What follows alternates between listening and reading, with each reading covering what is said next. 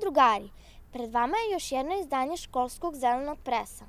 Postanite i vi školski zeleni novinar i šaljite nam vesti iz vašeg mesta, škole, životne sredine i ulice. Ovog puta vam prezentujemo izveštaj iz osnovne škole Đure Jakšić iz Čuruga, škola Ivo Lola Ribar iz Novog Sada i 22. avgust iz Bukovca. Čekamo da nam i vi pošaljete vaš izveštaj. Školski zeleni novinar Jakov Petrić iz osnovne škole Đura Jakšić iz Čuruga nas izveštava o naučnom danu u Petnici, mestu blizu Valjeva. U tom mestu osnovana je jedinstvena naučna stanica. Ima tradiciju dugu preko 30 godina u stvaranju najvećih srpskih istraživača. Ove godine 20 najboljih učenika ove škole posetilo istraživačku stanicu Petnica. Po dolasku su prvo obišli Petničku pećinu, gde im je arheolog pričao o ulozi pećine u praistoriji. Nakon toga u laboratoriji su radili eksperimente iz biologije. Uzimali su otiske stoma, listova različitih biljnih vrsta i posle ih pod mikroskopom posmatrali. Nakon toga učenici su bili i forenzičari i određivali su krvne grupe. Sledeća je bila hemija. Svi učenici od 5. do 8. razreda izvodili su eksperimente prilagođene svom uzrastu.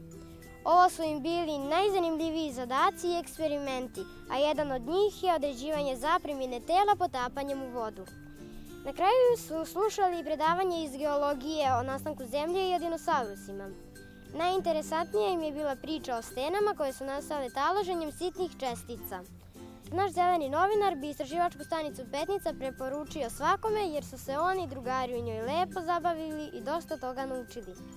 Najbolji učenici mogu se prijaviti za letnju naučnu školu u Petnici krajem 7. razreda i tada provesti 10 dana posvećenih nauci.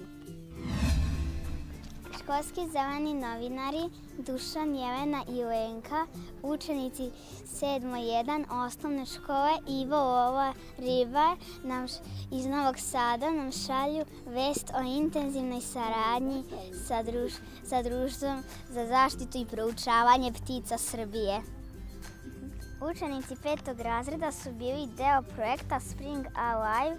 Oni su zajedno sa Draškom iz Društva za zaštitu ptica sproveli nekoliko zanimljivih aktivnosti kao što je bio izlazak na obalu Dunava i posmatranje ptica uz zanimljiva Draškova objašnjenja uz brojanje i beleženje ptica selica, lasta i čiopa.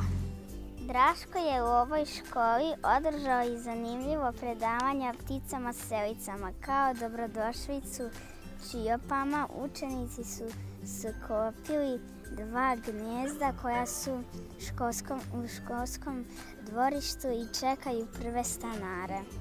Materijal za kućice i nacrt poklon od Društva za zaštitu ptica. Učenicima se sve veoma dopada jer su naučili da su u uslovima gradske sredine velike mogućnosti da se upoznaje priroda i da se pomogne našim ptičjim komšijama.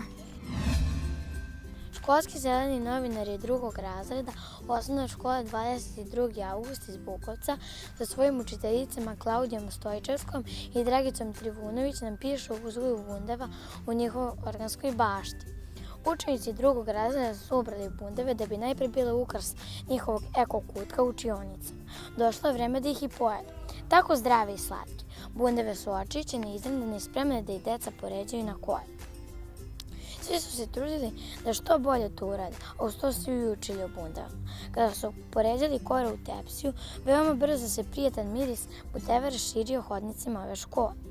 Budevara je brzinom svetlosti nestala iz tepsije. Deca koja nikada nisu probala ovu poslasticu tražila su repet.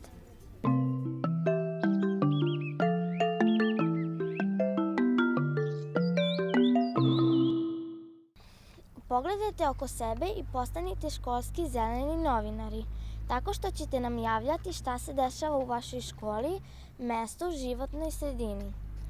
Informacije o tome možete naći na našim Facebook stranicama Pitam se pitam i Školski zeleni pres i u blogu Školski zeleni pres. A vaše radove nam šaljite na mail adresu školskizelenipres@gmail.com. Kroz školski zeleni pres danas sam vas vodila ja, Sofija Lijeskić, a tekstove su čitali Mateo Dominiković, Milica Vidaković i Dunja Mladenović. Mi, školski zeleni novinari Osnovne škole Vuk Karadžić iz Surčina, vas pozivamo da nam se i vi pridružite.